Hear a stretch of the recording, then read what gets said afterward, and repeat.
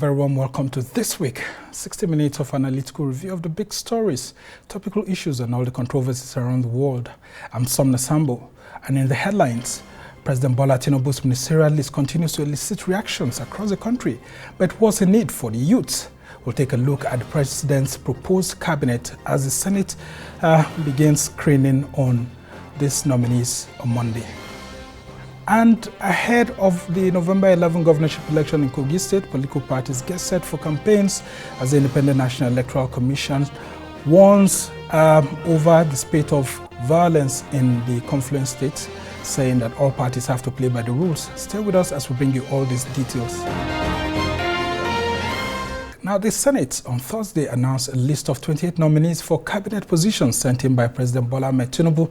The names of the 28 nominees were sent in for approval just before the constitutional deadline.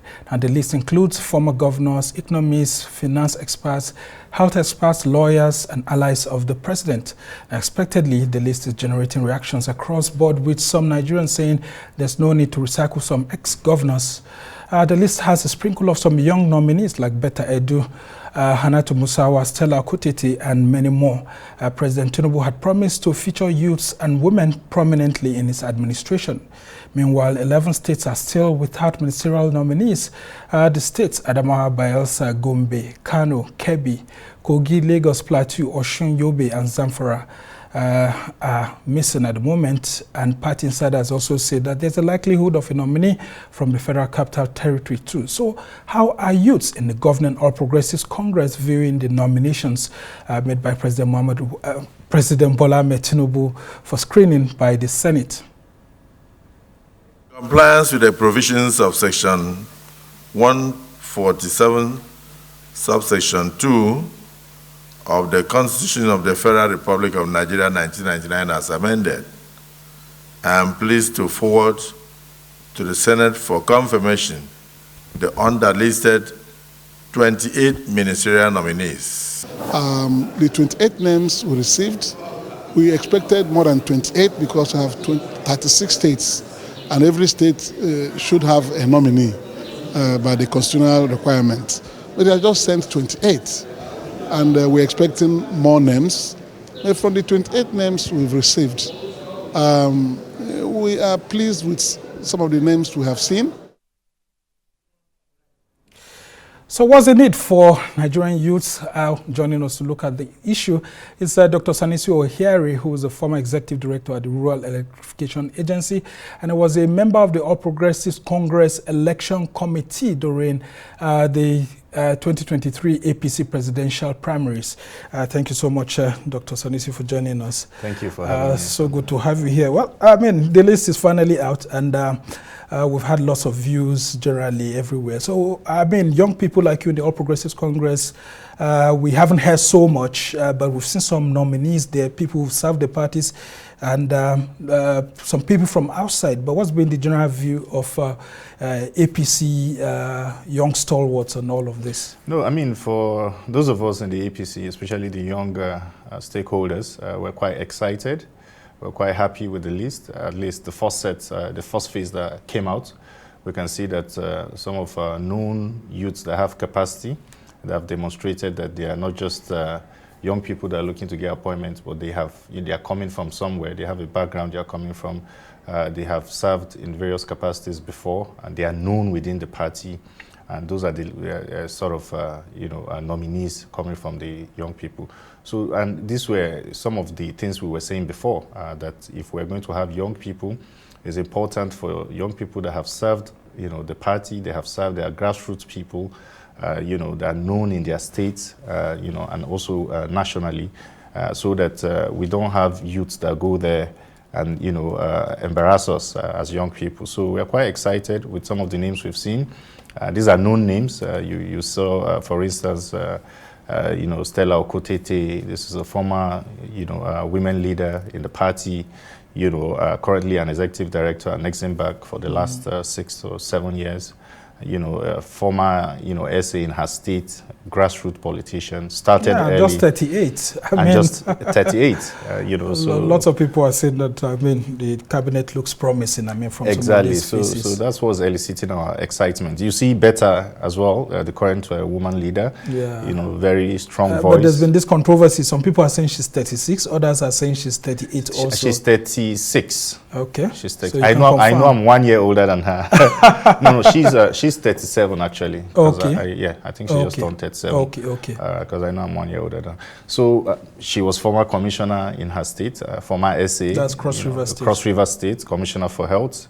And you saw how she went around during the campaigns, mobilizing women. So we need people like this that, people have access to.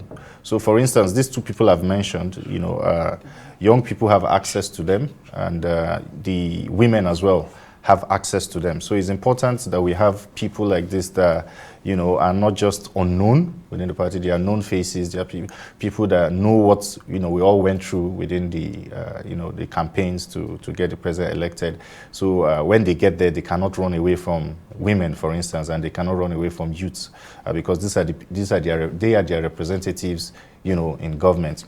Yeah, and I can see Olubumi Tunji Ojo, who's a member of the House of Reps, I think former member of the House of Reps. A philanthropist, businessman before he joined politics, and I think he's just 42 or 41. Yeah. So this is somebody that is also people already say maybe he may likely go into the communications portfolio because he's more into ICT and all of that. Exactly, and that would be very good because some other school of thought is that wherever that young people, that's their forte, information and communication, it makes sense to have a young person drive it. For instance, education, where, it involves a lot of young people, it makes sense to have young people drive it, youth and sports, all those, sort of ministries that have direct impact and bearing on the young people. So, but we're still waiting for more because based on the manifesto of our party and the president, the plan is to have 3 young people in the cabinet, less than 40. We have 2. So we still have a balance of 1. The idea is also to have 6 people between the ages of 40 and 50 be in the cabinet as well. So we have 3 out of those being nominated. So we are hoping that in the next phase, this balance, we have 4 more young people that we're expecting to come in as nominees in the subsequent phases. All right, let's talk about some of the issues that we have had coming up generally. Lots of Nigerians, especially from the opposition political parties, are bashing your party over the issues of the nomination of the former governors. And then, of course, you also have some people saying that some of the nominees also have some baggages. Like Stella, she has some issues with the anti-graft agencies. And then, of course, some of these governors, former governors, also have some issues. How is your party making the efforts to ensure that when these people appear before the Senate, it doesn't count against them? Some of those allegations here and there. To be honest, there's no how you serve in government that, due to just how government offices operate, you will not have to go and answer 1 or 2 questions that relates to your official duty. It doesn't, irrespective of who is occupying the office. The fact that there's an office that interfaces between government and the people, you always have petitions, unknown petitions come up all the time. So it is your duty and responsibility when you are called upon to go and explain. So the issue of Stella or any other former governor or whatever, in their official capacity while they were serving, if they have questions, to answer, it's for them to go and clear their names. But it doesn't mean there's this notion that once EFCC invites you and you go there to clear your name in your official capacity, that means there's a problem. That's not always the case. So even if there are such allegations, I'm sure these people, they will go there and then they clear their name. So in terms of baggage, I don't know. This is Nigeria. It's a federal system. It's multiple, republics coming together to form one. So it's important for a president, to look at the whole country and look at how he would balance things.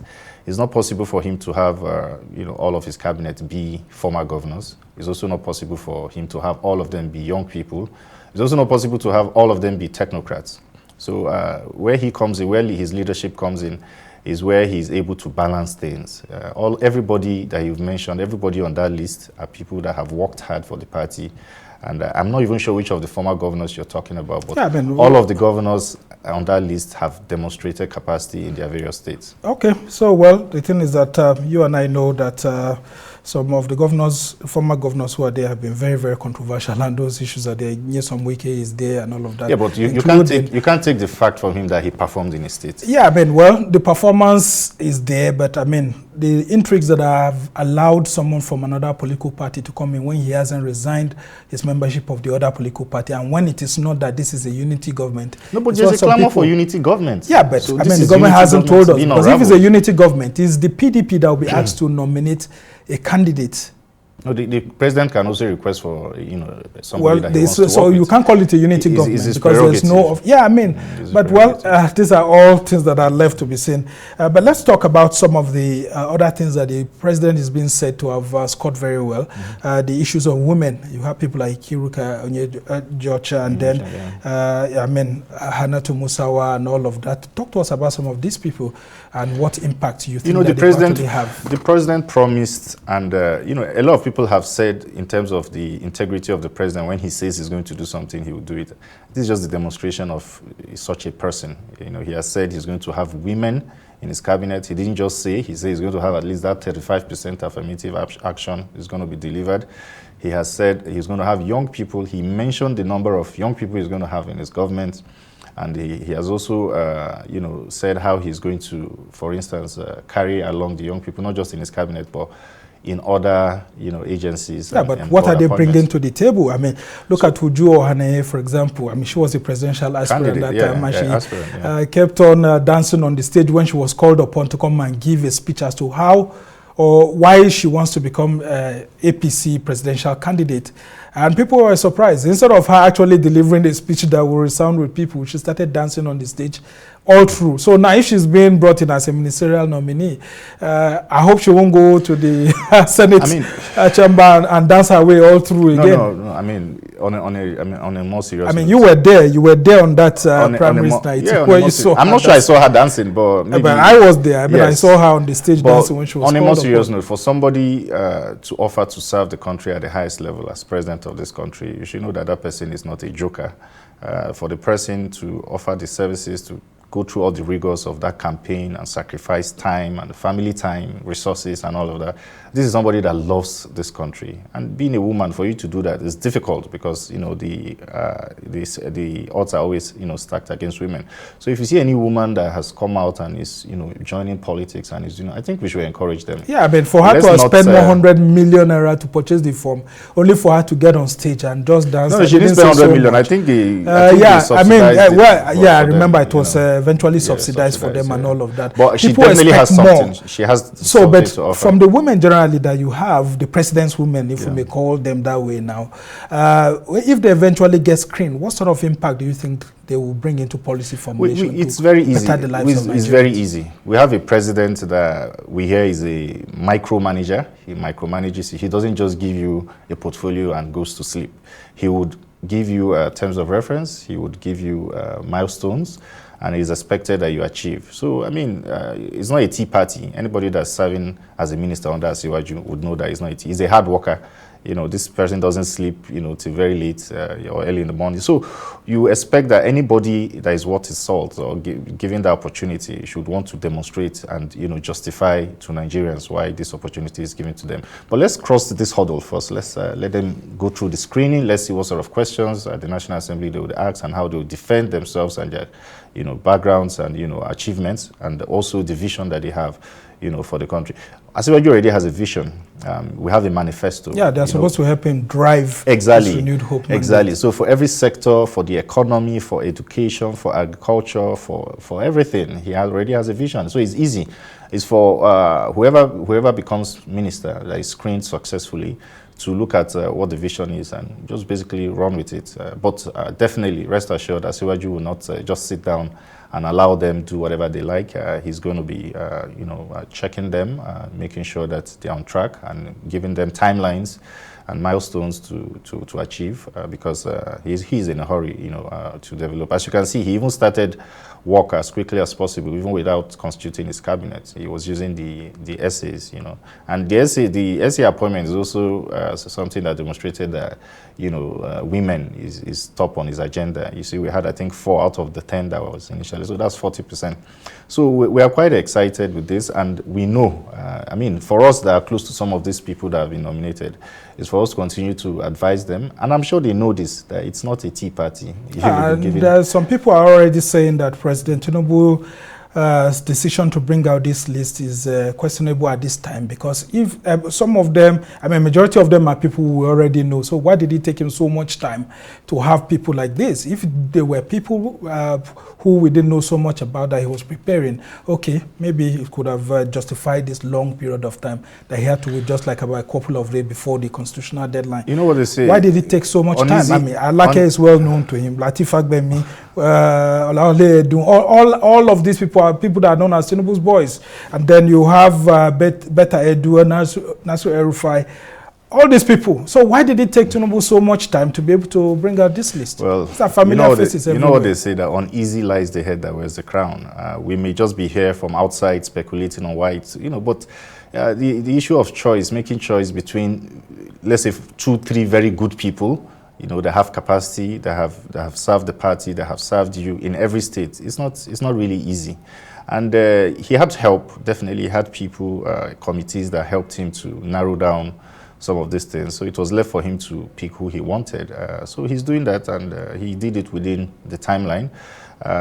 Some people were disappointed that he didn't do it immediately, but it doesn't really matter. He did it within the time allowed by law. And what matters is they're out there now. They're going to go through the screening and, eventually. But I know, even at my own level, given the little experience I have in, governance and leadership and politics, these things are not easy. You go through a lot of pressure. You go through a lot of blackmail. So did that pressure come from some of the former governors?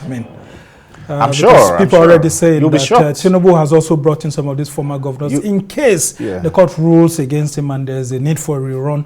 Of course, there would have to be the foot soldiers that will go around to support his candidacy. Not necessarily. If that's the case, that means he will just return all the former governors now. Yeah, but he can't bring all of them. But at least exactly. These are people who really delivered. And so if that's the situation, he has to bring them back. You've just preparatory to a potential maybe rerun being declared by the courts. People will speculate. People will say, but these things don't matter. You have to balance. It's politics. You have to look at, for every state, what are the political dynamics there. If not, what's someone like David Umahi doing there when he's already a senator and deputy majority leader?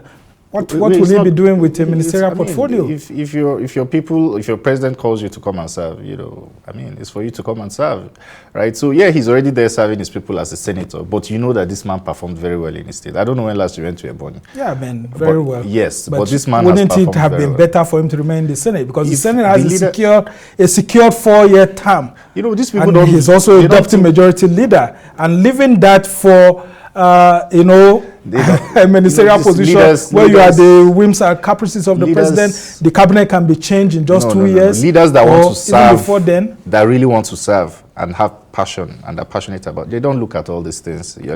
Security of tenure. This is somebody that has been governor for 8 years. He was former chairman for 8 years. So he was a businessman. He has done well for himself. So for him, it's not about just security of position. It's about impact. So if your president calls you that, I think you can serve better with me in my cabinet, of course you have to hit to that call. You think the president also called Wike too? Or Wike bamboozled his way into that cabinet? You can't take it from Wike. Because there were talks here and there that there were threats that he just had to be put I don't think anybody can threaten the president of Nigeria.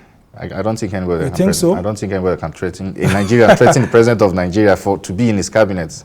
How does it even sound? You don't think that if someone like Nyesom Wike was not given this portfolio position, no, but Nyesom Wike works. A major challenge to the president in the case that there's a potential You can't take it from him. He has done very well in his state. He has transformed it. He has developed his state. And he has helped us. He supported our president.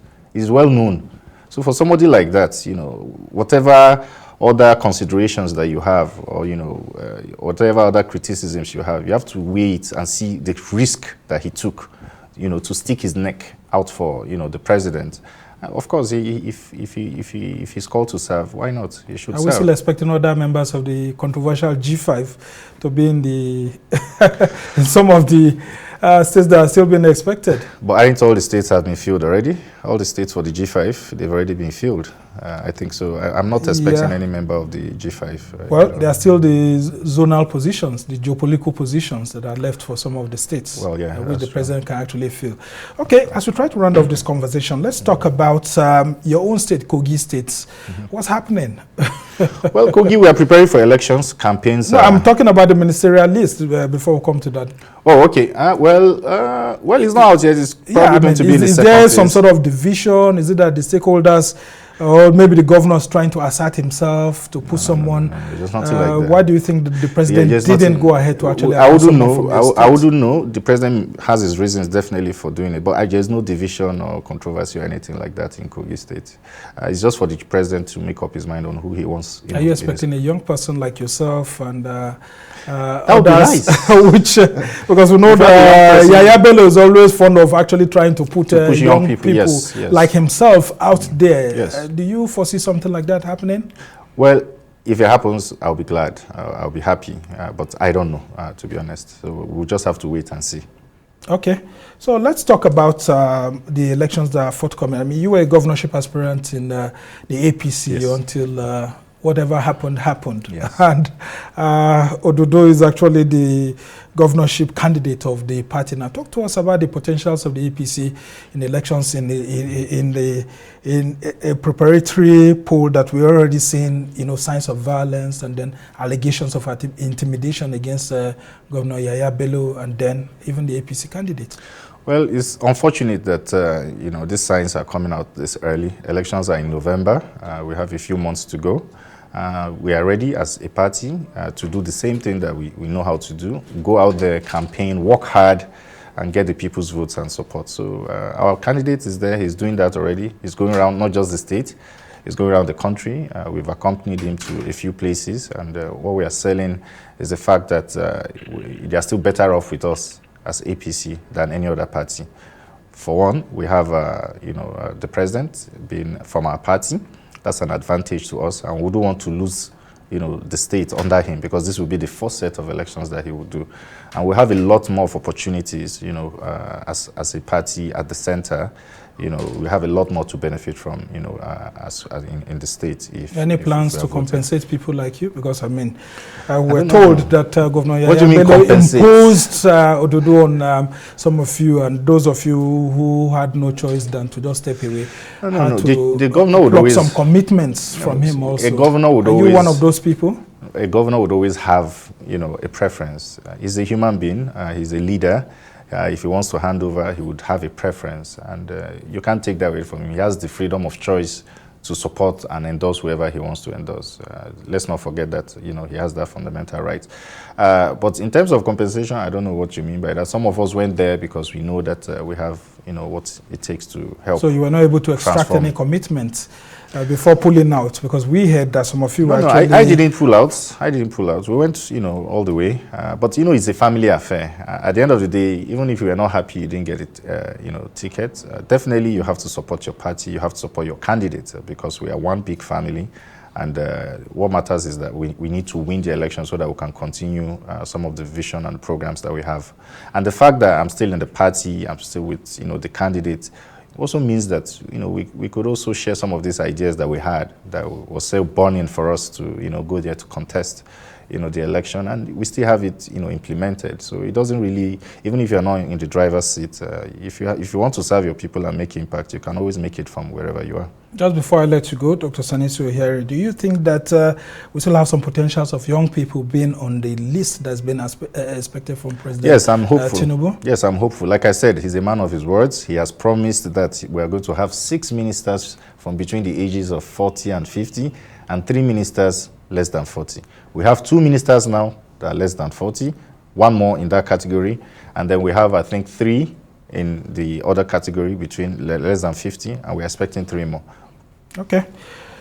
We'll just continue to hope that, this cabinet will be one that resonates with the Nigerian youth, because if you see what's happening across the sub-region at the moment, you know that governments have to put young people at the forefront, or else they will risk the wrath of young people. He knows this. He recognizes this. Well, Dr. Sanusi Ohiare is a former executive director of the Rural Electrification Agency, a member of the All Progressives Congress, and former governorship aspirant of the APC in Kogi State. We must thank you immensely for helping us to understand the thinking of the APC and its president that's in power, who happens to be the president of the entire country, President Bola Tinubu.